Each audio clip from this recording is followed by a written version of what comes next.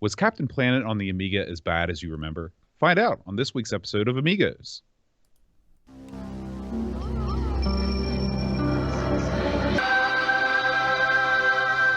Amiga, the first personal computer that gives you a creative edge.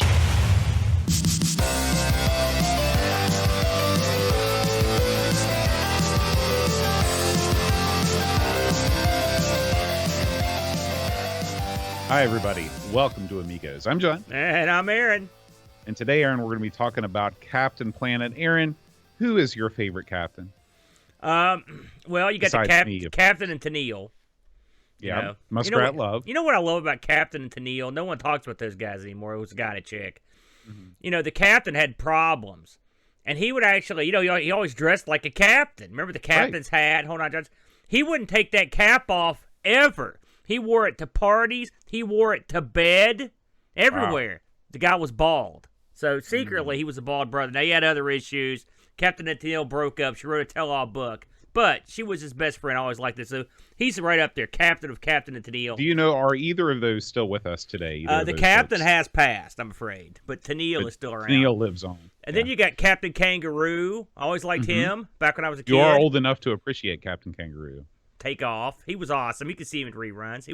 He had the bunny rabbit, the ping pong balls, Mr. Moose, the whole 9 yards, Mr. Green Jeans. So you know some of the stuff about him.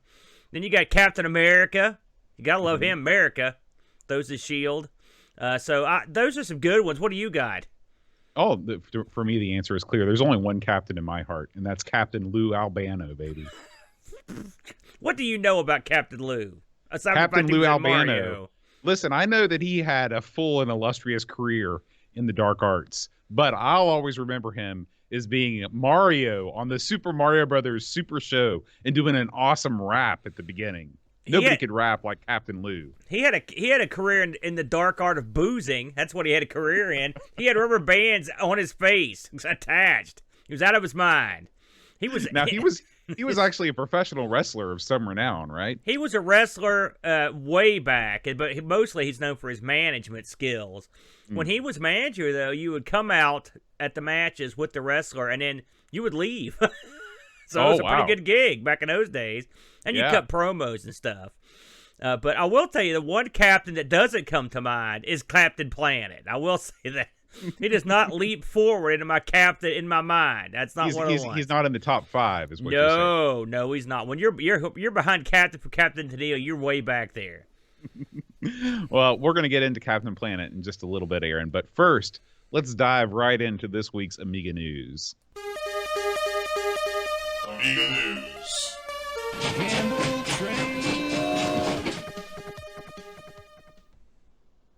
Aaron, right out of the gate, we have a new edition of your favorite Amiga show and mine, Anthony Jarvis's own The Amiga Show. It's back for its 4th episode, Aaron. This month, Anthony is checking out February of 1986 in the Amiga world. So if you guys are listening to this show and you have not yet watched the Amiga Show, you need to check this thing out. This is the only YouTube program about the Amiga that's made entirely on original hardware. Every month, Anthony takes us through the magazines of the day, different software that was coming out on the Amiga. But this month, he's kind of branching out a little bit, and he's talking to some different people about their experiences with the Amiga. He talks to Greg Johnson and Pixel Vixen. He has short interviews with them, as well as a deeper look at Deluxe Paint and what a sea change in graphics that brought to the industry. But that's not all. The show features another special guest, one Amigo Aaron. Why don't you tell me about how that went down, Aaron? Well, it's funny you should ask. Anthony sent me a note asking me if I could provide some commentary for some basketball. All right. I'm not a big basketball guy, but I was like, well, I guess I'll give it a shot. And I was trying, so I didn't know what that meant. I mean, I guess funny commentary. And so he provided me a couple clips of him getting creamed by the computer in various basketball games. And so I thought, well, I'll just record a couple funny bits, and that'll be quick. And it took me about 18 million hours to come up with the C-grade material that you heard. I went through this thing, and Aaron, I know you're good on the stick. but I had a feeling that this was not a one take and done situation, because if it was, you're freaking Bob Costas, man. Well, I mean, I did it in a take, and it was one take each on the different games, but it wasn't the first take. I'll tell you that.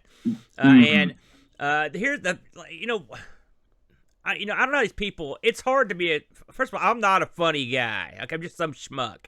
Okay, so there's that. So first of all, just trying to be amusing or entertaining. Clearly, if you watch this show, not my bag. Okay. Secondly, trying to do commentary over a game is hard because it's not like a real basketball game where there's stuff going on. It's just like it's like highlights, continual highlights, and they're not that high, not so spectacular. Right. The highlights aren't that high. I kid you not. I never thought it would be so hard to put together 4 minutes of video footage.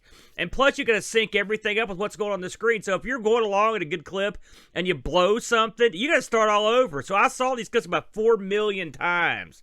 Yeah. And the couple evenings it took me to do these. So yeah, it was eye-opening and challenging, but I would say, like I said, at best, this was C or D grade material. Henny Youngman spinning in his grave at the crap I was trying to pull.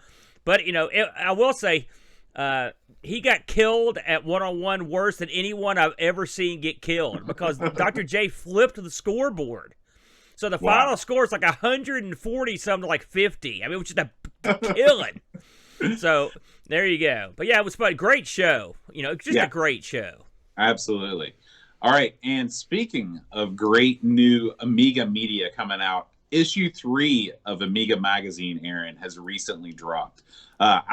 We neglected to cover issue 2 of Amiga magazine. They're turning out these things so quickly, Aaron. Yeah. This thing has taken off, I'm sure, much beyond anybody's wildest dreams. This featured issue features the Amiga show himself. Anthony has a little part in there. I reviewed Transantarctica in this issue, and of course, you've got the regular cast of characters out there. Oh man, I'm one of the thumbnails in this issue. Yeah, so that's pretty cool. Yeah, I had a thumb through this in virtual format. We're still waiting on our physical issues to arrive in the mail. I will say the guys over there have been very proactive in trying to figure out where the heck our copies went, to the point where they've actually went and sent us new copies. So I appreciate that. So they're on it. Listen, no one mailing stuff right now. You can't blame nobody for nothing because it's crazy time all the time in our mail. So and let me tell you something. We've reviewed quite a few of these, kind of independent publishing efforts at the Amiga or various computers. I'll say out of all of them, it's easy to find people that can write okay. It's hard to find somebody that really knows how to do magazine layout well. And the way that these pages are structured, the way that the images are balanced with the text, the font that they use, everything is ultra readable. This is going to be my pick. If you're going to subscribe to a newish, currently running retro computing magazine, you can't do any better than Amiga Addict. It's just a great read. It's pleasant to look at. I'm really looking forward to paging through the physical copy when it arrives on our shores here in West Virginia. That is the funny thing. They were very nice and sent me some like courtesy PDFs of these. Mm-hmm. But I wanted to read it, so I've only casually glanced at it. And by the way, that's something else I'll touch on. I was going to write a little an article for one of these, So I sat down like King Dong to write. And here's something else. I'm a grade D writer too, Boat. Mm-hmm. I could have wrote my entries in Crayola. So they're still, I never submitted those. I'm not a writer. I don't know what I'm here really. I'm more of like the human anchor here, but I'm just keeping you on the ground, my friend. Well, if you do feel froggy, I'm sure they'd love to have an Amigo Aaron exclusive. Oh, and I'm sure Amiga Addict magazine is going to be producing issues long into the future. So bravo to Jonah, bravo to Pixels at Dawn, Anthony, all Ravi. Yeah. I mean, pretty much everybody that we're involved with is part of this magazine. I think it's great. I just think I was talking to Pixels last week about it, or a couple weeks ago, and it's gratifying and glorious to see the success this magazine's had. It's truly a labor of love. Yes, absolutely. Speaking of a labor of love, Aaron, there is a new edition, a new episode of the Amiga Ireland podcast. These guys are back, and the Amiga Ireland is a much different show than Amigos. You've definitely got room for more than one Amiga podcast in your life. Yeah, we're full of wacky antics and little to no substantial content. Versus the Amiga Ireland guys are all about the quality content. They're talking about hard-hitting news stories, about productivity apps and hardware, all kinds of stuff like that. So, if you haven't checked these guys out, this edition of the Amiga Ireland podcast just dropped on March 4th, just yesterday. So it's called How Do They Do That? Check it out. Yeah, look at all that content. My God, they really get after it. Cool picture, by the way. I love that. Yeah, that was who did that was I think that was Amiga Love. Amiga Love. That's right. He's quite the artist. This quite guy, the artist and quite the gentleman. He's super multi-talented, Bode. Yeah. I'm so jealous. Now, speaking of multi-talented, Aaron, there is a new charity record that's coming out. The retro computer museums have really hit hard times in the UK. Yeah. Neil and I were talking about on This Week in Retro, we were talking about if there's a light at the end of this lockdown tunnel, because there are already some plans for different retro computer museums opening back up in the UK. And as a fundraiser to kind of get these guys back on their feet, there is a new CD called A Blank Canvas Charity Album. Okay. And what this is you're going to have tons and tons of, it looks like 8-Bit Weapon, Alistair Brimble, Chris Abbott, Cold Storage. I'm just scrolling through tons and tons. Rob Hubbard. Well, Bad Mojo. Yeah. I've heard of them. Big names. They are contributing tracks to the CD. You can buy it and you can help the Retro Computer Museum over in Leicestershire. I know that's local to many of our people over in the UK. I think both Chris Folds and Pixels at Dawn are in the area there. So definitely, check this out. This is blankcanvascharity.uk. You can buy a CD full of original music from some of the most iconic 16-bit composers and support the Retro Computer Museum over in Leicestershire. A very good cause, and we want to get these guys back on their feet so they can reopen and survive into the future. All right, Aaron, our next story comes to us from our new Amiga Hardware Pick of the Week, sponsored by RetroRewind.ca. This thing is the A600 and 1200 micro SD to IDE adapter. Now, Aaron, what can you tell us about this particular product? Well, these things are great. In fact, I'm dying for one of these back when I first got into the Amigas again with the compact flash. Because the way this used to work was you'd get the compact flash to IDE gimmick, and then you'd put your compact flash in there. Compact flash is expensive, it's big, and it's generally goofy. When you've got 4 million micro SD cards lying around, the last thing you want to do is break out the compact flash. This thing clearly designed for the purpose. You'll recall that in many of the compact flash setups I've put together, I've wrapped these suckers in electrical tape to keep them from shorting. This one stands up nicely. It looks good. I like it. It's a great idea. And by the time you ended up getting all the stuff you needed before, you'd end up paying a little bit more than this one. So the price comes in about right too, Bode. Yeah, $40. Heck of a deal. One thing that we should also mention is that this thing it corrects all the signals that cause that LED always on issue you get when you're running a compact flash adapter. Yeah. So the hard drive LED acts as it should. It illuminates with the hard drive activity instead of just remaining on all the time. So that's just another added bonus. It's a good idea. Yeah. And we want to offer all of our Amigos listeners a special deal on this item and pretty much everything on the Retro Rewind store. If you use the code AmigosRock when you check out, you can save 10% off this and any item in the store. So head on over to RetroRewind.ca, check out this micro SD to IDE adapter, and use the code AmigosRock to save 10%. Thanks to Retro Rewind for sponsoring this episode of Amigos.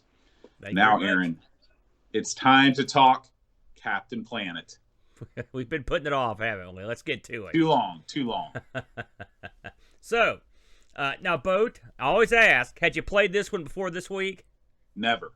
Well, I knew the legend of this one before we played it.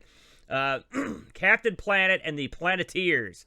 was released on the Amiga in 91. The screen says 90, but everything I read says it came out in 91. It was published by Mindscape. Mindscape's done a ton of games.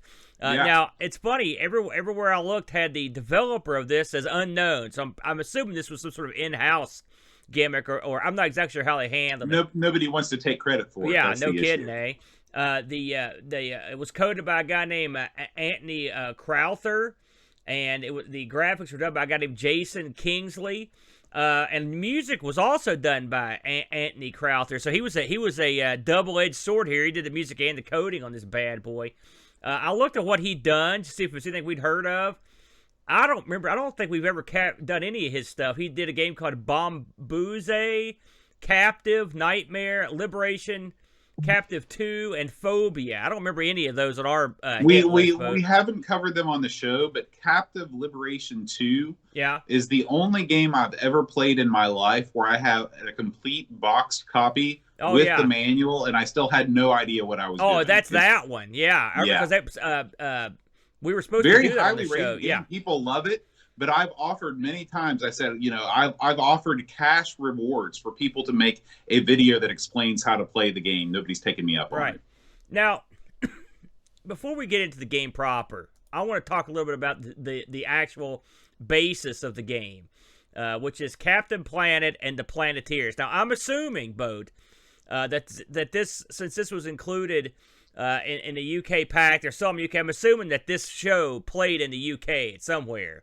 I would think so. So, but it came from the U.S. And was created, among other people, by Ted Turner, who owned who started CNN, Turner Home Broadcasting, Turner Classic Movies. He was the owner of the World Championship Wrestling for a while. Funny story, by the way, about Ted Turner. My buddy was in the Army. He was a color guard at an Atlanta Braves game, and he said he was in the bathroom getting ready, and he heard this dude staggered in, slammed into a stall, used the restroom, came staggered back out, drunk off his butt. It was Ted Turner. Wow. He's like, "I love you boys. You're doing a great job." He's like, "Thank you." And then they went on the field. I always thought that was funny. So this show had tons and tons of big names in it. LeVar Burton, Whoopi Goldberg, Margot Kidder. I know Tim Curry was in a bunch of episodes. I mean, there was a bunch of big names in it because they were probably all buddies with Ted Turner. And I want to say that wasn't Frank Welker? Didn't he do a voice or two in this as well? Frank Welker, yeah. I thought I mentioned him. He did. Frank Welker did, he was in Scooby-Doo. He was in every billions voice. Of things. Yeah, he was everything that Frank Welker. I mean, anytime you did a dog sound, you call Welker up. He's a master. Anyway, this was produced by two different outfits. DIC, that was Dick Clark. I think that was his outfit. Dick Enterprises, and then Hanna-Barbera did the last 3 seasons. This thing ran 6 seasons, and according to the wiki, this was the second longest running U.S. cartoon of the 90s. Yeah. Who'd have thunk it? 113 episodes. So what's the pitch? Well, there were 5 different kids. Quain from Africa with the power of earth, Wheeler from North America with the power of fire, Linka from Eastern Europe with the power of wind, from Asia there was someone called Guy with the power of water, and from South America, Mai Tai, I guess Mai Tai, I gotta hope it wasn't that, with the power of heart. And then when these suckers, and they're like power rings for like Green Lantern, basically. When you get together, they can all summon Captain Planet. It's this guy with blue guy with green hair and kind of a red tight suit. He can go in there and kick a bunch of butt. And so these shows are basically these guys going around, and the whole gimmick of the show is like conservation and anti-pollution, and it's just real super. It has a message, and it drives it home repeatedly. In fact, I told you I would, and I did. I watched an episode of this week just to get prepped, because I'd never watched a full episode, and I don't know how this played amongst kids, but around the people I knew, this show had a rep for being the dorkiest, geekiest show for dorky geeks. Like, nobody I knew would ever say that they watched this show. It's super duper preachy. Now, I watched it today, And I watched another episode earlier in the week, and they never let the message stop, but it was a good message. There you go. Sorry, you backed out for a second there. So, like every episode, they're cleaning up toxic waste. They're stopping forest fires or erosion or people from dumping garbage or people from like illegally dumping sewage. You know, all this crazy stuff. And plus all the bad guys in it who are called eco villains. They're all basically people that want to pollute. That's their that's their gimmick. They hate the earth, presumably, and so that's what they do. They try to destroy the earth, and which seems counterproductive to me, but that's what they do. So that's the show. What was your thoughts on the original show? Was this was sort of in your wheelhouse? Did you watch this as a younger man? Yeah. I mean, you got. Why am I not surprised? Well, first of all, I'm tremendously younger than you. Okay, so I would be watching stuff that like a person of your age would probably not touch with a 10-foot pole, or if they did, they wouldn't brag to their friends that they would watch it. I watch Captain Planet probably every day. I mean, I've seen 1 billion episodes. Here's the thing. I'm not surprised by this one bit. Here's the thing. I went back and I watched some episodes of this show because it had been a while since I've seen this. Okay. Let's not pretend that G.I. Joe is some sort of freaking Citizen Kane. Okay. I didn't like it either. This show is preachy. Yes. This show, every episode has a message about environmentalism. That's correct. But the actual plot, the actual villains, the actual stuff that goes down in the episode is exactly the same as every other 80s and 90s action cartoon. Okay? So it's not that much worse than any of that stuff, which was all pretty crap to begin with. So I don't buy the whole like, oh, Captain Planet was the worst show ever. It wasn't. It was definitely more preachy about environmental issues than any other show, but that was the whole deal. That was the whole reason why it was created. It was this idea that if we have a hero that saves the earth, it'll inspire the kids to save the earth, and we can make a whole bunch of money through merchandising. Speaking of that merchandising, was their angle? speaking of merchandising, every single, I don't know if you had a look at the docs on this game. I did. But they had a plan when they made this game, and it was to capitalize on every single character, because not only are all of the kids' names trademarked and Captain Planet's name trademarked, all of the villains' names, they have that little TM sign next to them, which means they were ready to roll out the toys when it came to this thing, and they didn't want anybody knocking them off. So for a game that preached an environmental message, they were creating a tremendous amount of plastic waste through the toy manufacturing line. I think I may know the reason why they would have been so, and you may know it too, that they were so protective of their trademarks, because the ultimate bad guy in this, and one of the guys that appear on the show quite often, is a guy named Duke Nukem. Okay. Yeah. And so Duke Nukem, they sort of went to war with what was Apogee over the Duke Nukem name, because they're both. Let's not pretend that Apogee was taking on Ted Turner. Well, Apogee had a game called Duke Nukem, and they got scared the Captain Planet crew was going to sue them, so they changed the spelling of the name. Well, that's actually not the way that's not the way I read it. From what I read, they basically came to an agreement that they would change the name.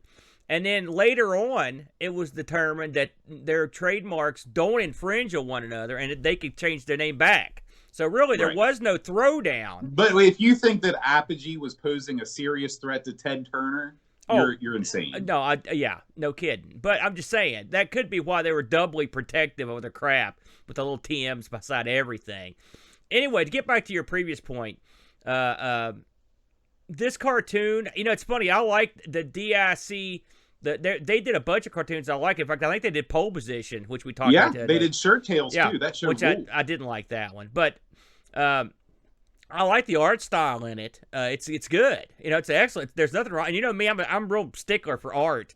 But the truth of the matter is, this show is there's a reason it's lampooned and like made fun of still to this day. It's because, no, I don't agree with it. G.I. Joe or Transporters, and neither one of those shows are my favorites.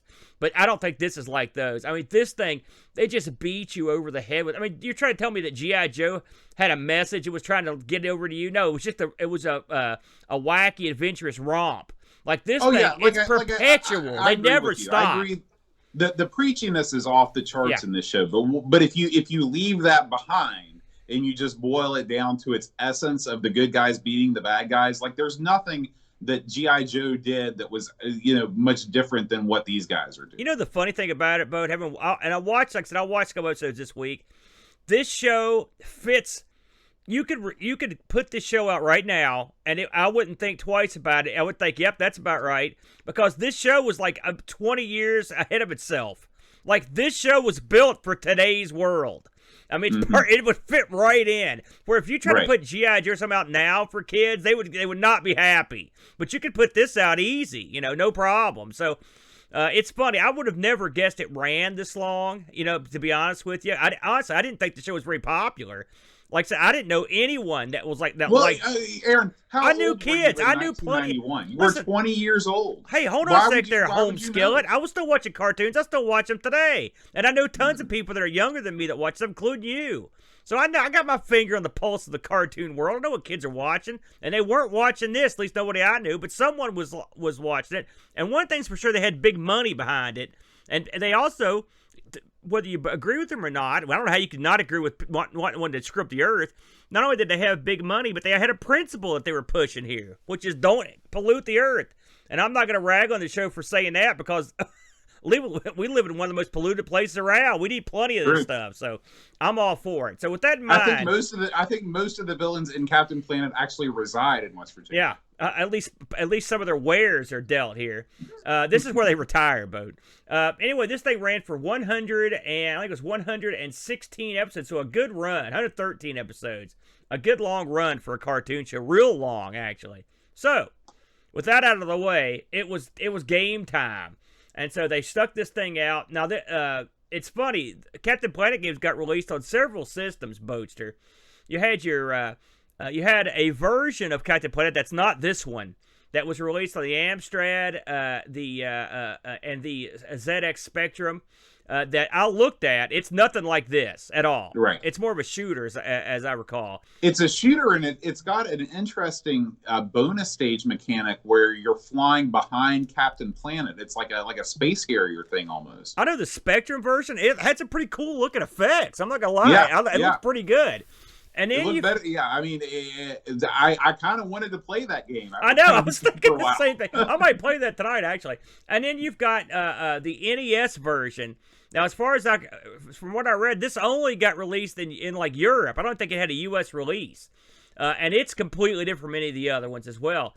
And then you had the two similar versions that came out in the Atari ST and the Amiga. We'll do a little comparison of those later. So anyway, this of course ECS OCS. It was good to go. So what do you do in this thing, Boat? Well, you basically take the role of the Planeteers to start. And your job is to get to these various levels and do these required tasks. Each of the Planeteer has their respective powers from the show to a certain degree, Boat. You start off, this is one of those games that lets you pick which stage you want to go to a degree. You get to pick from 2 at the beginning. And then afterwards, you sort of like, you earn the other ones as you go. So, Boat, just right out of the way, what'd you think about this thing when it popped up, the music, the presentation? What was your thoughts? My first, minute with this game, I was like, man, why does everybody hate this game? This seems pretty good because it fires up. You've got a rockin' tune. You can choose the stage that you start with. You don't get to choose from all the stages, but you can choose from one of 2 stages. And then when you enter the game world, it looks good. I mean, the graphics in this game are legit good. They're drawn well. They're colorful. You don't get a lot of that kind of horribleness that you get with some Amiga games where if they have a real colorful main character, all the other colors are kind of muted. In this game, everything is really bright and beautiful. And I was moving my guy around. I started out with the fire level. I was blowing up some blocks. I was blowing up toxic waste with my fire weapon, which I believe is the approved way of getting rid of toxic waste. That's by the way, just take a cook flamethrower right to it. That's the way they do it in this state. Just cook it or bury it. Those are your two options. And then I got, like I said, about a minute in, I ran into my first platforming section, and I realized that this is where the game falls apart. So that was my first impressions of this game. I also started on the fire section. I'm going to disagree with you a little bit here. I do agree it's colorful. It's got music while you play, and sound effects, which is nice, and there's a lot going on, and it's not unattractive. But what it looked like to me, it reminded me an awful lot of those early 90s or late 80s PC platformers. Just the guys Jazz, small, Jackrabbit, stuff like that. Well, I mean, not of that, even have that quality. The guy is Jill of the Jungle, small, yeah, but more like that. And it's the way he moves. It sort of reminds me of that. But I mean, that's it. That much said, it's not like unplayable garbage. It just it looks a little bit different than what I would have expected. I like the various environments are different. In fact, it's funny, the one of the environments reminded me so much of the first level of Gods. It was unbelievable. Well, these pillars and stuff. Look at that sky gradient. If you're watching the video, I mean, look at that sky gradient.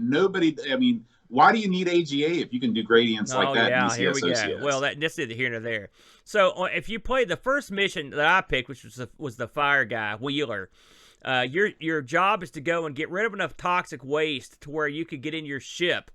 Because pretty much every level in this has a combination of a running around and a vehicle, which also I appreciated. I like that's neat. That's a neat angle.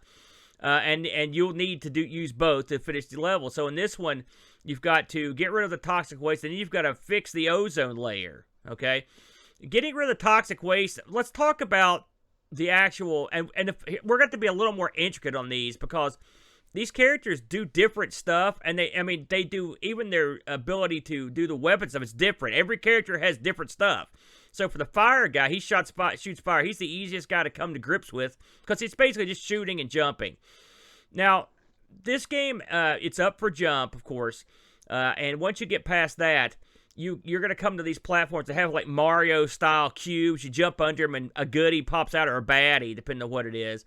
And you climb these things, and this is one of those games that have all the platforms set up to where you sort of have to use them to ultimately get where you need to go. On the first level, you have to, for example, you have to get rid of all the toxic waste before you can get to your ship. And the toxic waste is all over the place, and so you have to jump up along a specific path along platforms to get to the upper areas or get to certain places to get the toxic waste.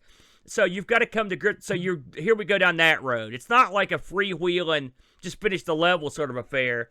It's funny for a game. I'm assuming I wonder if this was. I'm assuming this was actually developed in Europe because it does have that European flair for a platformer. Can you? Why would this game not be developed in Europe and only get a European release? Well, I mean, listen, I don't know. It did get an American release though, because I saw people on eBay selling it. So that's why I didn't know for sure. But it does. It's a more of a European platform. This is a classic example of a European platformer where when they designed the level, they took a huge grid, whether it was physical graph paper or not, but anyway, they just plotted out this giant world, and then they just filled it in with platforms and things like that. And so there's no linearity to any of these levels at all. Well, it's all set within this giant square, and you're moving around, you're moving platforms, you're constantly backtracking in this game, going to get things, coming back to other things. It's very, I don't want to say well planned, but I mean,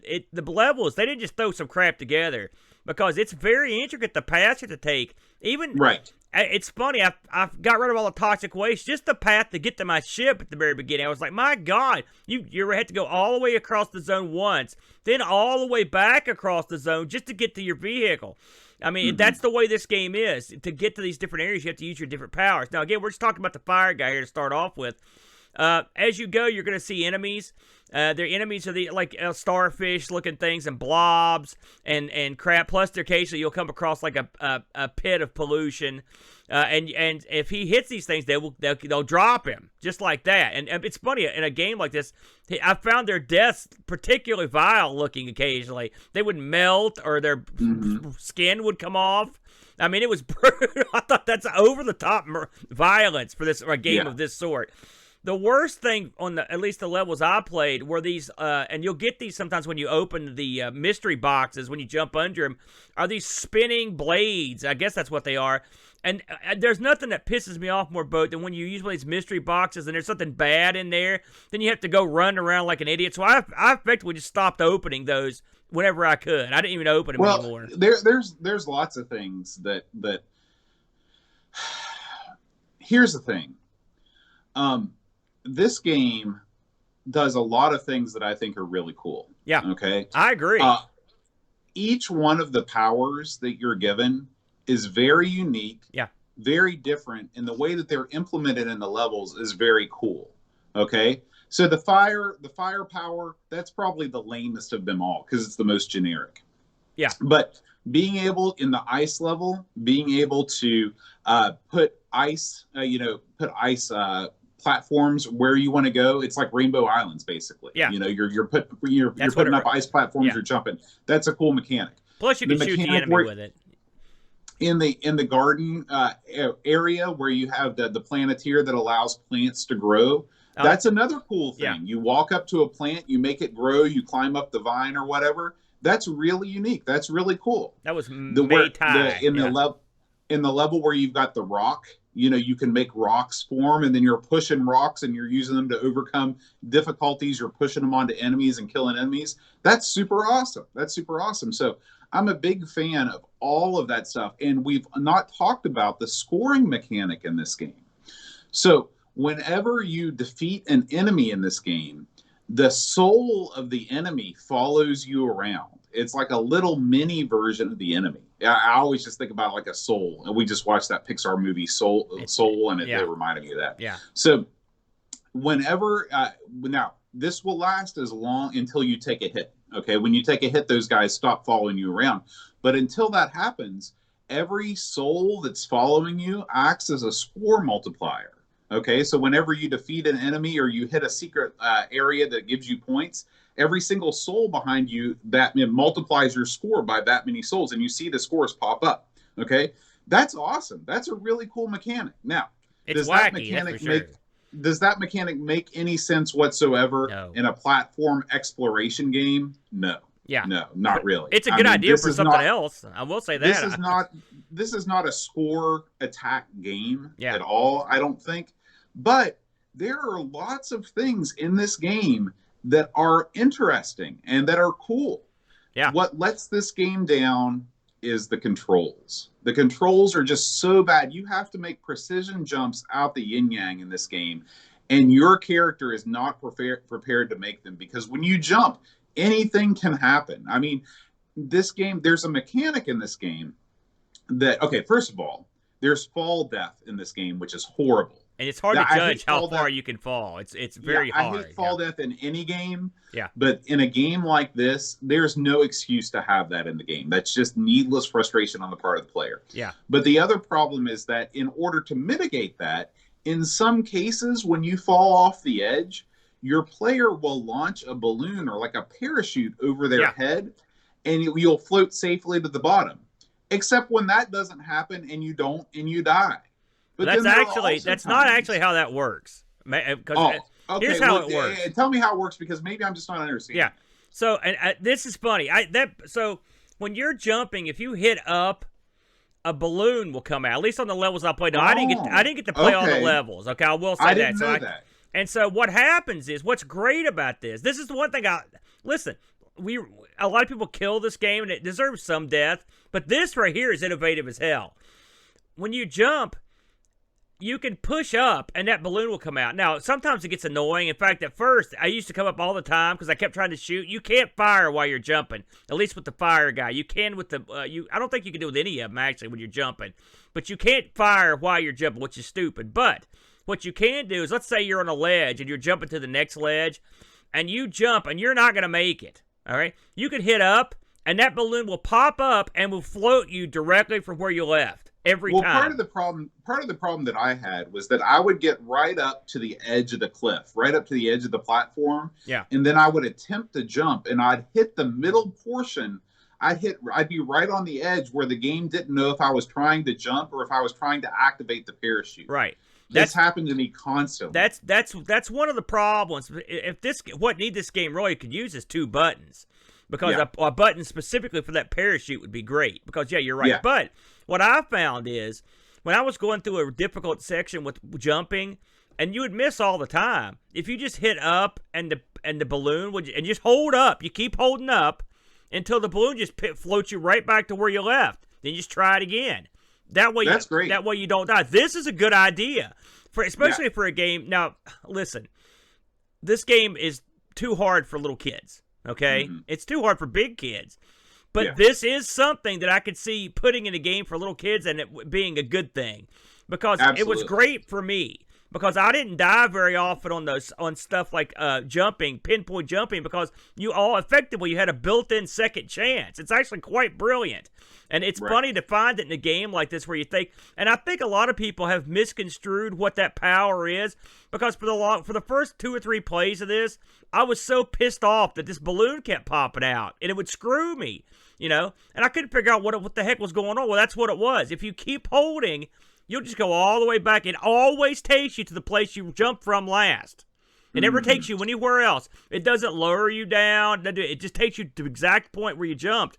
That's great. I don't know why. Yeah, I don't know why I didn't. It's because it's not intuitive at all, Bo. Trust me. It's not something I picked up instantly. And this game, I was thinking about this before we started. This game there's a lot of depth here. I was like, man, this game might take a while to talk about, because like I said, I only got to play 3 of the characters, so I didn't get to play a couple of the characters, or I didn't get to play Captain Planet either, because I didn't have a cheat or anything. But this game has some advantages. We might just go over what we liked and what we didn't like, Boat. And I'll start. I liked what I've talked about already with the balloon. I like the different characters and the different powers. The levels are okay. The backtracking stuff, it is puzzly, but it's kind of fun.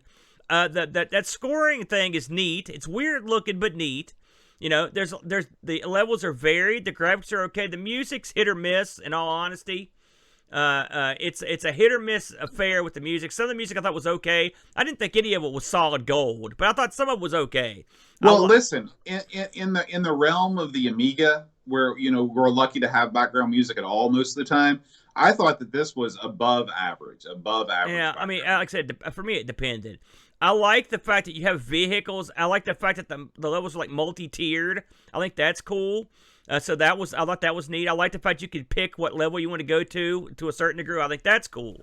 And I like the fact that ultimately you get to the point where you're playing Captain Power or Captain Planet. Now, with all that said, and I think you're going to agree with a lot of these because I don't see how you couldn't. Number 1, the levels are probably 10 times longer than they should be without somewhere to take a break. Or this is the typical thing that we hate. They make these levels go on forever. They're too long. They needed to split this thing up. There's a lot of game here, but these levels, they're too long. 2, they're too hard. It's a hard game. Even with the help of the parachute, it's just difficult. The fact that they've got stuff that pops out of the boxes that kill you. There's little things that pop up that are hard to shoot, that are hard to affect, that kill you. I found the game tough, okay? So there's those 2 things right there. Also, the game can just be downright confusing as you try to figure out what to do or where to go.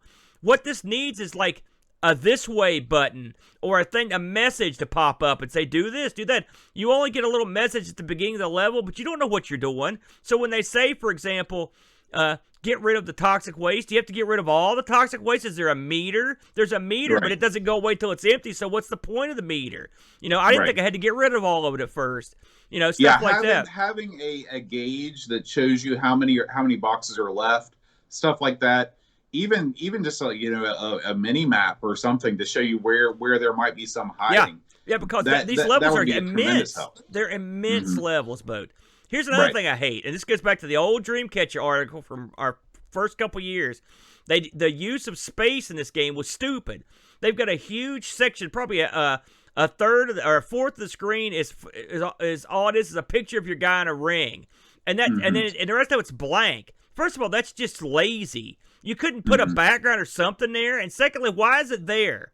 Because it's not on the ST version, And an ST version, by comparison, looks better because it's this big empty spot. You could have put, if you're going to have all that space, put something useful, like you said, a map, or how many barrels you've got left to take care of, or how many elephants you've got left to rescue, something you can use. Don't put nothing. Nothing is nothing. And it was, so I didn't like that either. You're right, the platforming elements are difficult. Again, if this is a game for kids, this is not a kid-friendly game. I mean, for an adult, this is probably honestly, I think this game has been unfairly beat down. I think there's a lot of game here, to be honest with you. I think the controls are okay, but listen, it's a tough game. It just is. Mm-hmm. There's a lot of variance, variety to the game that I liked. So, there was a lot to like, there was a lot to dislike. This reminds me, how many times we said this in the past 2 months? This game got a lot right, but it fell short in some key areas that make it not a good game. That's my thoughts. What do you think? I agree with everything that you said. I already went over what I liked about the game. The powers that each Planeteer have are totally unique and totally cool, and the way that they utilize those powers over the course of the stage is great. Yeah. But just like you said, the stages are too long. They needed to split them up. And, it's no crime. Again, this is 1991. This is more than half a decade after Super Mario Brothers. Yeah. Make stage 1-1. Yes. 1-2. Yes. Cut it down a little bit. And it also makes you feel to take a breather. It makes you feel better about yourself, too. You're like, okay, I got because my God, no one wants to go. Trust me, when you start one of these stages over after you've gotten to the second half or the late second half, it sucks. It's demoralizing, it really is. I noticed that someone in the chat, yes, Mark of all people, said the ST version looks better. Blasphemy. Let's zoom over to the port comparison here, Boat, for a minute. Now, for the people watching at home, you can see what's the big difference here, guys. The ST gets a big wide screen. We've got half, a third of the screen cut off. I'll be honest with you. Now, I will say I haven't played the ST version, but I think the ST version looks pretty good. It looks to me it looks more console-y than the Amiga version. One theory I have about this that I've heard from people is that they were so conscious of making lazy PAL editions of the game that they would oftentimes make the screen smaller on purpose on Amiga releases. They would cut off those bottom pixels just to make the PAL conversion, they wouldn't have to do much with the PAL conversion because you'd only see that top part of the screen anyway. Here's the funny thing about that, Boaster. So if you look in the manual, you can actually control the horizontal and vertical screen. Plus, you can switch between PAL and NTSC with the keyboard. Really? Yeah, It's in the book. So there's that. I can only assume. Here's my guess, and it's just a guess. My guess is they did that on the Amiga version to have more of a connection with the cartoon. That's because you do get. I will say the drawings at the bottom are the cartoon characters. That's nice. Really, they look good, and that's just a guess. And I know as you go through the I think as your ring will change depending on what you're doing. But I mean, for the most part, I never looked at it and never cared really. But it's there. I think the Atari ST actually did a pretty good job on this one. I think the Amiga, they dropped the ball on this. But overall, now let's conclude with this, Boat, unless you got anything more pertinent to say. This game this is the runt of the litter. This was in the very famous the cartoon pack, the Amiga 500 pack that everyone loved. And this is the one I think that gets vilified out of that pack. What did you think of this thing as a whole? I mean, is this the garbage game that we assumed it would be? No, remember when you guys covered Michael Jordan Chaos in the Windy City? Yeah. And, there was a big discussion about this being, one of the worst Super Nintendo games of all time. Yeah, I kind of feel like this has that same reputation with Amiga fans. And to those people, I say, let me introduce you to a little game I like to call Top Banana. Yeah. Then you can tell me about a bad Amiga game. Yeah, I agree. And I will say, Michael Jordan Trouble to Win is better than this, in my opinion, but that's just me. But there's a lot of game here, a lot. And there's a lot of levels. Again, is it perfect? No. Now, this is another game. You play this one with your emulator. You use your save states a lot. And I was I mean, literally after almost every jump, I would use a save state. Yeah. I mean, well, no, I wasn't that bad, but it's one for probably the teenager in your family, not the kid. But there's fun to be had here. It's not perfect, but there is absolutely got flaws, big gaping flaws that make it. It's not a game I'd go back to, but I don't think it's crap. I think it's okay. And I mean, it also, one thing that we haven't mentioned is it actually does sort of capture the spirit of the show. I mean, because most games you would just play Captain Planet. But one thing about that show, because Captain Planet's the headline guy, he's the captain, he flies and is awesome. But that show really isn't about him. It's about the Planeteers, and then he shows up towards the end of like every episode. And that's sort of exactly what they did in this game.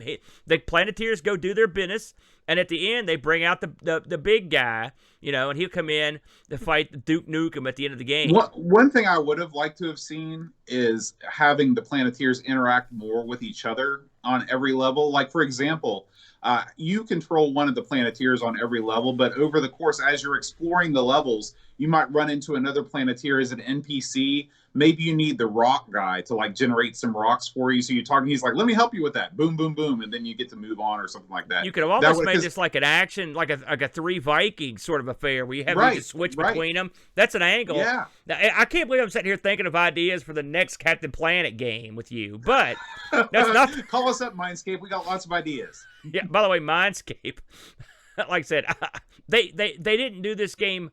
I wonder how much faith there was when they released this on being a big seller. I mean, they put it in that pack, so I assume that it did pretty well. They wouldn't just put a complete dud in there. With the packs, I wonder what the thinking was behind it. We're going to bundle in our best games with these packs, or we're going to bundle in so many games that it doesn't matter that they're all crap, because we can get 15 games free with the computer on the box. I think they put good stuff in there. I'm trying to think. Was it like D-Paint in there, among other things? I don't think there were a million. Here it is. I've got it right here, actually. Okay. You could get, so here's what you got with the Cartoon Classics Bundle. Okay, year of sale 92. It was 359 pounds. What a steal, by the way. That's a steal. So what you got was Amiga 500 Plus. You got of course, you had to get the old A520 modulator. That piece of crap was stuck in there. Yeah. It had Workbench 2.4. It had The Simpsons game, Captain Planet, Lemmings, and Deluxe Paint 3. So no, those weren't duds. Yeah. That's not a bad bundle. It's easy to see why Captain Planet would be the most derided of those games. If the package was bought from Silica Systems, I guess there was a different bundle for them. You would get Photon Paint 2, the Arcade Action Pack, Zool, and GFA Basic Interceptor 3.5 free. So, and that's not too bad. So boy, what a bargain, by the way. That was a heck of a bargain. 2.04, my bad. So I don't think they thought it was a dud. I think they thought they had a good quality game that would last a while, and I think it's sort of kind of, I wouldn't say it's good quality, but it does last. So there you go. So Boat, I think. Oh, let me go to some reviews here before we get to our Discord stuff. So I looked this up on the Lemon. The Lemon, I thought generously, frankly, I was surprised. I think they gave it a 5.58, which that's not nearly as low as a lot of stuff. This game had a lot of scores from things I've never heard of, so we're going to talk about them. Something called 880 Gamer gave it a 52%. I don't think we've ever heard of that one. Amiga Action gave it a 77. Amiga Format just dropped the hammer, 43%. Amiga Joker, 64%. Amiga Point of View Issue 1, which I've never heard of that one either, 40%. Amiga Power, 1 out of 5. And then that was their second review. The first review, 43%. CU Amiga, 59%. And the average magazine rating, according to Lemon, 54%, Boat.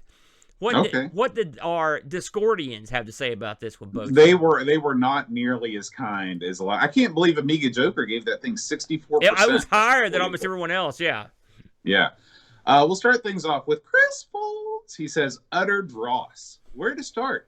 Choppy graphics, sluggish controls, collision detection, and written by a blind man. The levels are like some kind of acid trip, jumping through the clouds to find a dolphin swimming in a weird cage, grabbing an elephant in a net and flying around with it, shooting hot air balloons with laser, and Yeah. my favorite early level treat of finding polar bears in the clouds and ramming them with a spaceship to get them to move. You nudge them, Bo. You nudge them. I'm not sure Captain Planet likes animals.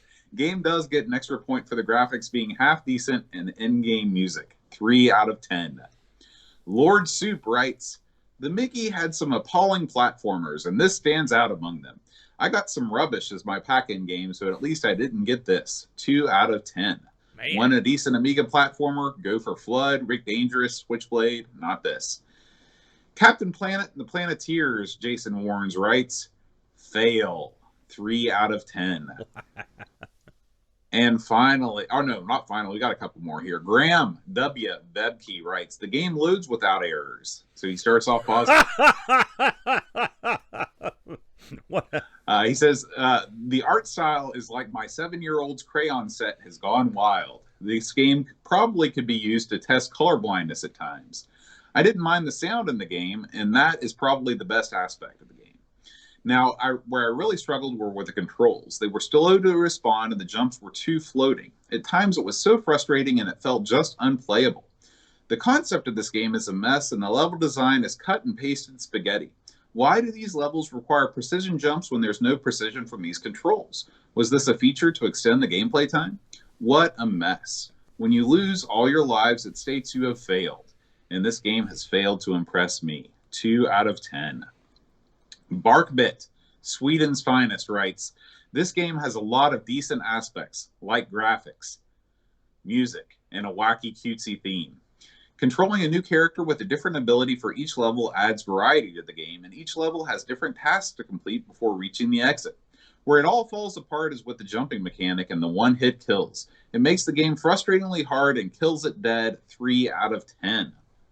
Super Fammy King writes, this was actually given to me in a bunch of games from a neighbor when they were immigrating to New Zealand back in the 90s, and to be honest, even for free, it was still too expensive. Serviceable, colorful graphics, and bouncy in-game music are about the only decent aspects of this terrible platformer. Floaty controls and dull, repetitive level design are just the beginning of this game's downfall. The collision detection is awful, and the responsiveness of the on-screen characters are super slow, meaning random, frustrating platform action. I absolutely hated the cartoon as it had wimpiness written all over it. That's true. Predictably, the game follows suit with its politically correct, earth-saving message rammed down your throat at all times. A terrible platformer that looks as it's aimed at kids. In that case, why is it so difficult? Barbie Horse Adventure is like Resident Evil compared to this sickly, unplayable tripe. Wow. 2 out of 10. Wow, what a rant. And finally, Da Crabs writes, best Captain Planet game on the Amiga. 10 out of 10. Yeah, there it is. What? Bo, there's the contrasting viewpoint. Are we mutants or something? Why did we not? I mean, listen, I'll kill a game. I'll kill it dead. But I thought there were some elements of this game that I thought were almost endearing in a way. Well, here's the thing. I think that when you look to having to examine a game with a critical eye, you tend to notice things that the casual player might not notice. And you can't undersell the fact that a lot of the people that are down on this game paid money for this game. You know, whether it was in a bundle or whatever, it was money changed hands to get this thing. And that can sometimes change your opinion. You're not going to be quite as forgiving about things like this. Because at the end of the day, the most important thing about a platformer is that it controls well. And this game controls like garbage. I don't agree. I don't think it controls that badly. I didn't have any trouble getting around. I didn't have any trouble. Okay. You know, now I mean, it takes some getting used to. If I would have known about the balloon mechanic, and used that to my help, that might have changed my opinion. But yeah, to me, this game, you know, it's got neat ideas and everything like that. But at the end of the day, if it doesn't control, if I don't feel like I'm in control of my character, I'm not going to have a good time. I play a lot of games that have weird jump. Okay, and part of it's from doing ARG a lot. Right. And I mean, it's listen. Is this Donkey Kong? No. Okay. Jump wise or control wise, something as precise and reflex ready as that, it's not. But every game has its own feel. Like, I mean, everyone loves Manic Miner, right? Well, and I like Manic Miner, but let's face facts. Manic Miner ain't Donkey Kong either. It's got its own unique jump and run style, and this game does too. I will say, I think the controls lose something when you're in your vehicle. I will agree with that. I'd also one-hit kills on a game that's this difficult is too hard. You know, and yes, the collision detection is hit or miss. I mean, I'm not saying everything here is birthday cake, but I got around once I understood the elementary way that you move around. I mean, it just takes some getting used to, just like anything else. But I mean, it's definitely doable. You know, now if there are other parts of the game that turn you off, I can understand that. Everything can turn you off. But I mean, I didn't think it was that bad at control. There is something that I need to mention too, because I just saw Wing Chun Wolf just popped in the chat, and he says, I sort of want to give this game a whirl just watching the gameplay. I created a special version of this video for this show where I took a full gameplay and cut it down to 20 minutes. Before you get too excited about wanting to give this thing a whirl, go and watch an actual gameplay video and see how much backtracking and just how long you spend doing every single task in this game. I mean, the sections where you're flying around in your ship, you're literally just flying back and forth, literally for 15 minutes at a time. Yeah, it's true. That's not that unusual for this type of game. I mean, we've seen that before. And you have to listen, and you know I don't like that, but if you come to grips with that sort of gameplay, that's what it is. This is that type of game. Is it a good version of that type of game? It's okay. You know, that enough said. But I mean, it's not everyone's cup of tea. I can see why it was hated, but I think some minor tweaks, Boat, you might have something resembling a winner. That's just me. Yeah. All right, Aaron. Well, let's leave Captain Planet and let's head on over to the Amigos Retro Gaming YouTube channel to see what's been cooking over there these days. So, for starters, I guess we'll start where we always start with old ARG Presents. This past week, me and the Brent here, we jumped on board the Gamate / Super Child Prodigy handheld system from Taiwan. And this was a real interesting system, Boat. I'll be honest with you. It was unusual. It's a Game Boy, knockoff, basically. So it's just like you would expect it to be when it's a Game Boy knockoff. But I didn't find it to be totally crap as I anticipated, because most of these things are actually crap. We played a couple of unique games here. I played something called Bell Queen Tien, pronounced horribly, and Brent played Punk Boy. Now, Brent's game was hideous. You want to see a bad game? Go play Punk Boy. Crap. However, Bio Queen Tien is a sort of like a Final Fight ripoff where you play an ancient Chinese heroic judge or one of his buddies as they go across the countryside and beat a bunch of tail. And it's repetitive. It's not great, but look at those graphics, Bo. Pretty good. Not bad. Boss fights. There's depth, and the backgrounds all look hand drawn. I really kind of dug it, to be honest with you. I mean, I wouldn't want to play it again, really, but I mean, it's still fun. A neat game, but it was neat to learn about the system. Why did it fail? You know, what did they do wrong? They did a lot of stuff right, to be honest with you, but they were just in there against the Mac Daddy of handheld games. It's hard to take on the Game Boy. Yeah, I agree. It's tough. So that, but it was, I enjoy, you know, I like those, I kind of like those far out episodes sometimes. Yeah. Now here's one, Boat. Holy smokes.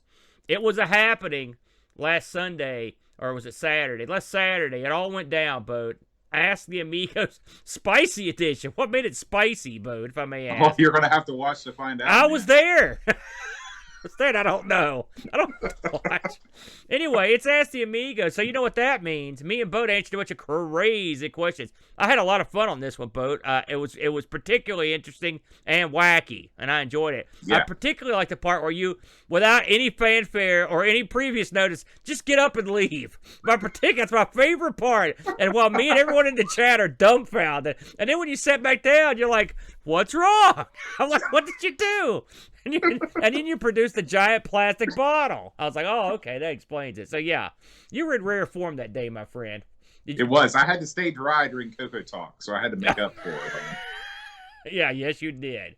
So, but anyway, we had a good time. This thing ran for like, what was it, hour and a half. Yeah, questions. A lot of great questions from our Discord community. Yeah, they're really good. I thought they did some good stuff there. All right. Sprite Castle. His opening. I'm telling you, you have that on in the car. It shakes the windows. It does. Now, I missed this one, unfortunately. In fact, I just started listening to the actual show about this. This is Below the Root boat. What do you know about this one?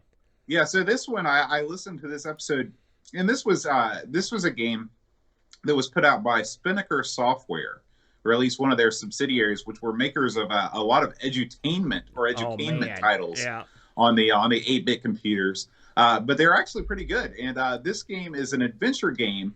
It's a combination parser, like Scum style game, with being able to have direct control over your player. Yeah. So it's kind of a neat adventure game. It's based on a series of novels that came out in the 70s. Yeah.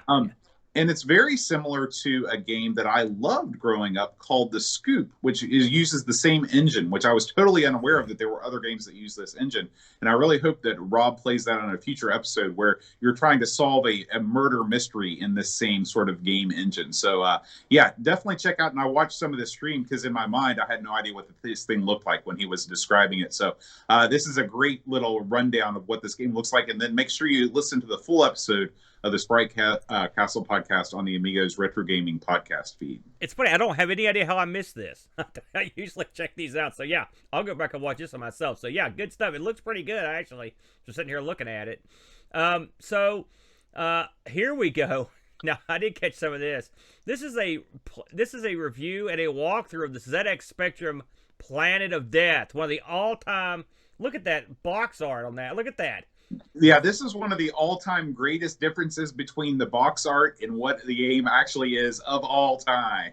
Well, I mean, it's a text adventure in the boat, as I recall. Yeah, it is a text adventure, but when you're just, I don't know. I was prepared to at least have some graphics or something. Now, this is a very early text adventure. I believe that this came out the same year that the Spectrum was released. Yeah. So obviously my aspirations were too high. But Paul, he takes you through the instructions. I believe the instructions are only 1 page long. Yeah.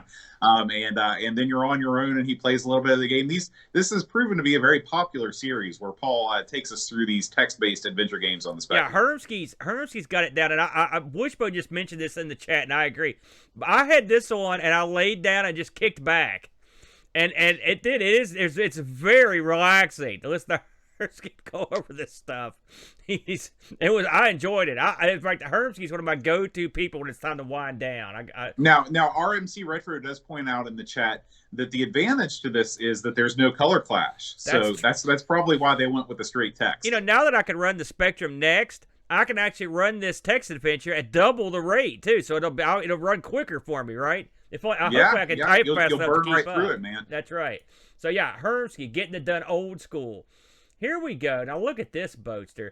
It's the first year of the ZX Spectrum from the man who he was there. He was living it. Frodo. He was in his early 30s. Happy birthday, Frodo, by the way. Or upcoming birthday. And so Frodo here is playing games. I did catch some of this that were released the first year on the Spectrum. Kind of a neat. I liked it. Remember we talked about doing that with the Amiga a while back. This is a great idea. Yeah. And I watched some of this, and the games are just what you would expect. Like knockoffs from arcade games, like little text adventures, stuff like that.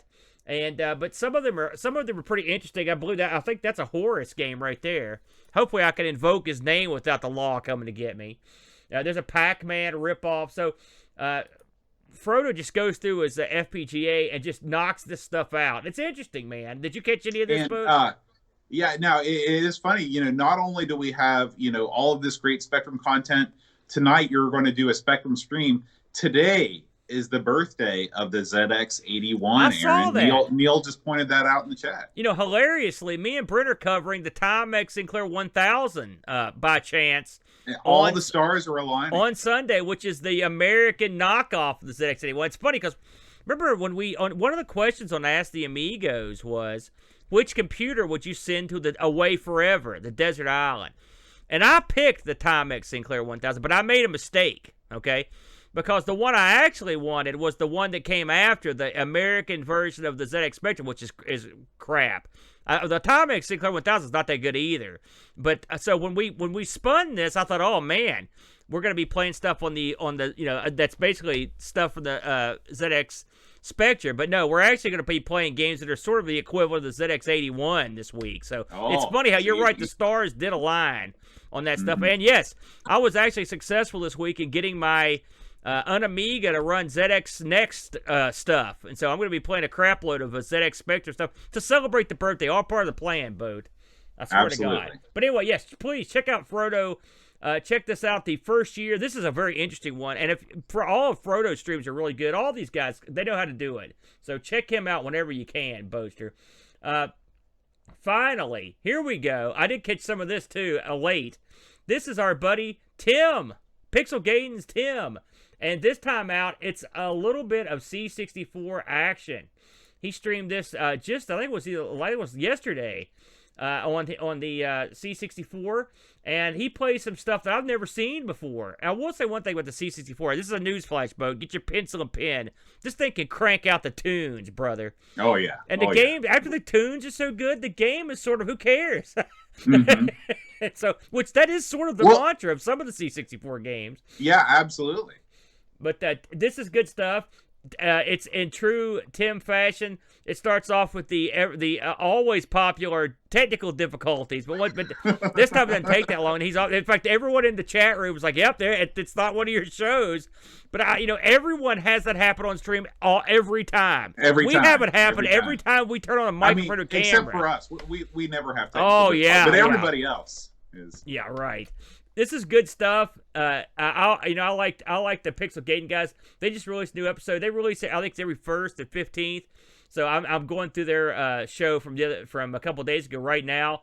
But I think it's great that they're putting stuff out. So check this out. C64 action, good stuff. And I think, Boat, that's all I've got here. Now you've got something to talk about. What do you got? Yeah, so we recorded the newest edition of This Week in Retro was released today.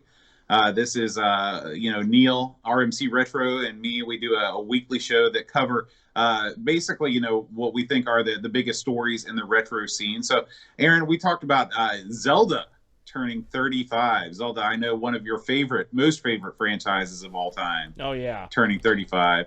And we talked about the retro computer museums opening back up, like we talked about earlier in the show. And a big store closing down. Fry's. Now, you never went to a Fry's Electronics, did you? I have been to a Fry's. I actually have. Really? I'm trying to think where I was at. I don't know. I mean, I went to one time, and it was on a vacation somewhere. So, because they don't have them anywhere near here. No, they're. I think that the one furthest west is in like Las Vegas or something. That's their easternmost location. That may have been because that may have been on my vacations when I went. Right. So anyway, these stores were huge. They were very famous as being, the ultimate electronic stores for people on the West Coast. And they had these crazy facades. One looked like a Mayan temple. One looked like a giant UFO crashed to the side of it. That's pretty cool. So these stores, much like many brick and mortar stores, are closing their doors permanently.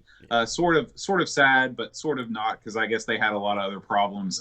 But it's the end of an era. It's the end of an era. And then finally, we talked about, there's a guy. Get this, Aaron. You can solder on there. There are these SA1 chips that are in certain Super Nintendo games, and you can actually solder different chips onto these Super Nintendo games to make them run faster. Yeah. You can see. The original version of the game we're watching, this is Race Driving for the SNES. It's a choppy mess on the left, and it runs super, super smooth on the right. And the thing that's cool about it is that it increases the frame rate without increasing the overall speed of the game. So the game is still very playable. Now, am I going to open up a bunch of my Super Nintendo cartridges to solder new chips onto them? Well, I can't even plug in a monitor. So the answer to that question. But what we're hoping for, Neil actually thought of this suggestion, is a multi-cart with one of these SA chips put in it, and then you just put in an SD card and load your games, and then it's running from that new chip. Had you heard about this? I did. In fact, someone in Discord popped this up. And, listen, by the way, it's funny, hard driving and race driving, they're the redheaded stepchild of the consoles and computers because they always sucked at all those. Yeah. I own a hard drive, and it's much more fun to play in real life. as long as it's working. I don't know. This is neat. Don't get me wrong, but it's not something I didn't, because if you're gonna go to all the trouble of modding your cartridge to play this stuff, I mean, just go to an emulator, man. I mean, because at that point you're not even playing the original thing anyway. When you're doing that, what are we doing here? And listen, if that's your bag, or if you got probably most of the cartridges you got sitting around that aren't worth anything, you want to put a chip in them. If you got a bunch of those chips, it's kind of neat. I mean, if there are games you really are into, and you have a Super Nintendo, an original one, yeah, cool. I think it's neat that a guy figured it out. So it was interesting to me. I will say it made a world of difference on Race Drive. I mean, the original, I don't know how they released it. It was so bad. Horrible, Boat. Horrible. Yeah. So at any rate, if you're interested in checking out mine and Neil's thoughts about the hottest stories in the retro tech world, go on over to our YouTube channel. It's just This Week in Retro. Or you can subscribe to our podcast. You can find it in any podcatcher. Yeah. I think that's all we got there, Boatster. We have some new high score action going on. With the vaccine challenge has ended. The vaccine challenge, not our best attended high score challenge of all time. Vaccine is sort of a weird game, sort of esoteric, not really easy to understand. Z9K9 ended up winning that. He's probably the best person in the world of vaccine. He trounced everyone else, and so he got to pick a game more of the classic variety. He chose IK Plus. This thing is sure to be have some more competition in here. Who doesn't love international karate? So jump on in if you support Amigos or any of the shows on the Amigos Retro Gaming Network. You have access to our Discord server. You can jump in and post your high score over there for IK Plus. I know I'm going to be doing that this weekend. And the challenge for TLL on the ZX Spectrum is still hot and heavy as well. So you can jump on in there and post your high score right now. You guessed it, Aaron. Z9K9 reigning supreme in there. He sort of dominates wherever he goes. That's sort of his thing. He's killing it. That vaccine is a weird one, Boat. It is. Yeah. It is. All right, Aaron. That's going to do it for the community updates this week. But it's time to thank all of the fine folks that make this show possible. Okay? And the first person that we want to thank is a guy that had a birthday this week, Aaron. We want to wish a very, very happy birthday to the one and only master moderator, video producer to the stars, Duncan Styles. Oh, yes, the Dunk. How old is the Dunk? Do we know? Yeah, uncertain. He's like Zsa Zsa Gabor. He keeps that kind of thing under the hat. He's very much like Zsa Zsa Gabor, now that you mention it. Yeah. So happy birthday, Duncan. We're sorry that everything's still locked down in the UK. Probably didn't get to spend it with all your buddies like you want to, but we're thinking about you and we wish you all the best. We also want to thank Simulant for suggesting Captain Planet to the AGSC, the Amigos Game Selection Committee, and we thank them for voting on that. This past week was Platform Week, so thank you to you guys. And the fine folks that watch us on Twitch, Aaron. You can subscribe to our channel on Twitch, twitch.tv/Amigos Retro Gaming. We record this show live every Friday around 5 o'clock. Usually we record for 5 or 10 minutes, then shut everything down, and have to switch to my phone because my internet's gone out. There's never any doubt that we filmed this live. That can never be in question because you could not plan a show like today's. It's impossible to do. And so we want to thank all the fine folks that do subscribe to us on chat, including Omrom, Da, Krabs MTG, Eeyore4077, Wide World of Retro, Pints and Amiga, Buck Owens, Great Algae, Lamasta, Mitsuyama, Jigglebox, Rob O'Hara, Gary Heather, Uber Scuba Diver, Knight Rider 82, Frodo NL, Christian Russell, Memories of a Spectrum Gamer, Piplo, Captain Chaos DK, Jost 80, Macintosh Librarian, John Marshall 3, Bigfoot's Armpits, Retro Jerry, and Negsol. Thank you guys so much for supporting Amigos Retro Gaming on Twitch. Now, Aaron, last week, the Patreon song. This one was popular. This one was very popular. Not with me, it wasn't. The first entry that came in, right like a bullet, and like a douche in the middle of the night. What's the line? It's not that. Although I think that is Black appropriate. O'Hara writes, That's not, let it be. That's not my guess. That's a review. Bam. Well said, Rob. And then he said, just kidding, never stop singing. What? He loves it. Rob, you idiot. Why did you have to keep going? We also want to congratulate Pixels at Dawn, Frodo and Elf, Hermsky, Barkbit, The Slow Norris, Chris Folds, Lever Lord, Pac Billy, Eric Nelson, Bernard Lucas, Andrew Craig, Ed Van Helland, and Zorglub for getting that correct. Yes, Let It Be by the Beatles was last week's Patreon song challenge. What could have got, we had a lot of winners, and it could have been because some people told everyone what the song was. So don't reveal the name of the song if you're in chat. So, if you're in the chat right now, keep that to yourself. Email me at john@amigospodcast.com with the correct answer, and I will announce you as a winner on next week's episode. Now, Aaron, hit the music. Hold on a second here. No, I'm not going to hit the music for a second. I had the misfortune of already seeing what you're about to see. Okay? So, listen, I am moving myself away from John Bodovkar Shaw for the following special performance. All right? I am not involved, and I don't condone it. There, you have been warned. This one's for you, Aaron.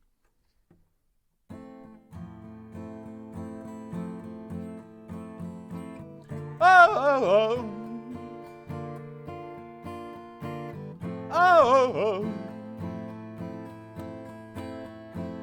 David Z,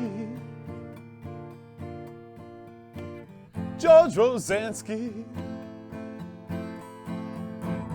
The Amiga Show, Daniel Crabtree, Super Family King, Crazy Loomis, William Vinter, Ska, Heavy Systems Inc., Rundy Frag, Lord Mark Byland, Olaf Ho,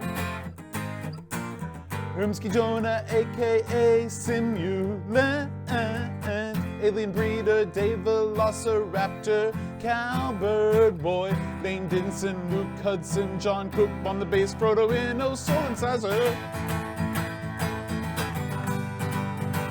Tech Mage Jurgen, Mr. Cola, Daniel Williams, Bernard Lucas, Jerry Dennington, Zorglub, Reflection, Simon Ledge, Captain Crispy, Kilobytes and Caffeine, Gary Heather, Free Lunch, Kate Fox, David Pickford, Cameron Armstrong, Andy Jones, Loves Terminator, 10-Minute Amiga Retro, Kim Bernard Quinn, RMC, Tim Drew, Simon Rose, Joseph Harrison, Kyle Letter, Rob O'Hara, Matthew Larimore, Andy Craig, Sean Soap, Barkbit, Roland Burke, Andrew Monks, Joe the Zombie, Leif Kellon, Alan Kebab, Checo, Level Lord, John Marshall, Matthew Perron, Ricky DeRocher, Creepy Dead Boy, Figure CT, The Slow, Nora Stefan, Sorgard, Mortensen, Edvin, Helen, Lindo 75,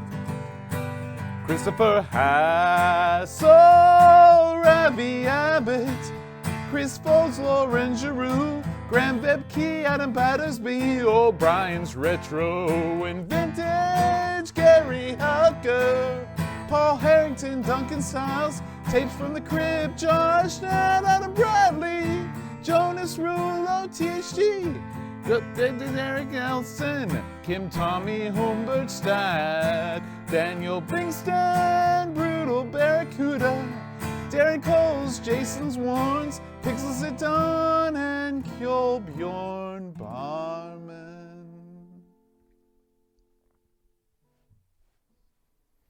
My God. I mean, that's amongst the worst things I've ever heard. I don't mean from you. I mean, and I keep in mind that I worked beside something as loud as a jet engine for a decade. And I would walk up and hug the jet before I'd sit through that again. Just appalling. Now, Aaron, next week on Amigos, we are going to be, it's strategy week on Amigos, our favorite week. And we're getting a double helping of strategy this time around because of your pick of colonization a couple weeks ago. Yeah. So we're going to be playing Populous 2. Oh. Woo! Well, I didn't like the first one, so I'm in trouble. I think I own this game. ironically. So, oh man, it's funny because I just watched Kim Justice's full movie-sized documentary on what's his name, Peter Molyneux. Peter Molyneux. Yeah, and it's great. I double thumbs up for that. So, I'm ready to rock and roll. Stuff is top notch. Yeah, top notch. Oh man, okay, I'll do it. So, but before we go, we do want to say a special hello to all the people that are watching us live in chat right now. I know that lots of people stay up way past their bedtimes over there across the pond to watch Amigos each week, and we want to call them out and say hello. Call them out, and this is what we've presented them today. Just one disaster after another, topped off with your song. We want to start with our moderators, Duncan Styles and Pixels at Dawn Gaming. Thank you guys so much for being here all the time. We really appreciate it. And Tenmark, Abbott Costello, Amiga Live is here. Amiga Live and Amiga Love. I was saying, Tenmark, Abbott, and Costello, and I thought that works. I can see he's the third member. Yeah. Arctic Cube is here. Awkward Aardvark, Barkbit, Bitstorm, Brock 101, ChronosNet, Brian, Commander Root, Cyberjohn's here, and Delamort, Droop Dog, of course, Edvin Helland, live from the man cave, pouring up some brewskis, Eeyore 4077, probably not pouring up some brewskis, Frodo NL, Great Algae, Gunner Warhorse, Hermsky is here, Ian's here, we got J Cave, DK, Kasserin, L, Curtis Boyle, all hail. We got Mitsuyama, Nickhill88, Olav Hope, Picard 2010, R-Typer, Retro Jerry, RetroRewind.ca, Retro Fox, Ricky DeRocher, RMC Retro, Rubber Slayer, Bjorn, Super Cruiser, Super Tech Boy, Tom Toms, VNK, Vigoro Pros, Wishbone, Worlds of Rogue, and Z9K9. Thank you guys so much for hanging out with us this evening. It's always a good time. Yeah. Thank you, guys. A long-suffering bunch, Aaron, Boat. We're going to close this bad boy out. We will see you guys next week for another edition of Amigos where we talk about Populous 2. Until then, adios.